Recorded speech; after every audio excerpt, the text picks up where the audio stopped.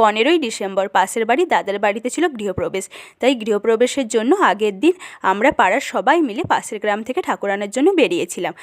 আমরা সব বোন ভাইয়েরা মিলে গাড়িতে করে গিয়েছিলাম, আর অনেকে বাইক স্কুটিতেও গিয়েছিল। সবাই মিলে একসঙ্গে যেতে খুব মজা হয়েছিল। সবাই হৈ হৈ করতে করতে পৌঁছে গেলাম। গিয়েই প্রথমে মায়ের মন্দির দেখার জন্য চলে এলাম। মা যদিও তখন ওখানে ছিলেন না, মায়ের মন্দিরে কাজ চলছিল, তাই মা ছিলেন পুরোহিত মশাইদের বাড়িতে। তাই পুরোহিত মশাইদের বাড়ি থেকে বাইশি মাকে নিয়ে আমরা চলে গেলাম আরেকটা মন্দিরে। পুরোহিত মশাই মাকে সাজিয়ে গুছিয়ে বের করলেন বাড়ি থেকে। 3 বোনকে 3টে বেনারসি পরানো হয়েছিল, খুব সুন্দর করে সাজানোও হয়েছিল। এরপর বাইশি মাকে পালকিতে করে নিয়ে যাওয়া হচ্ছিল বাইশি মার বোনেদের কাছে। সেখানে মায়ের 2 বোন রায়বাঘিনী আর গেড়ি বুড়ি থাকে।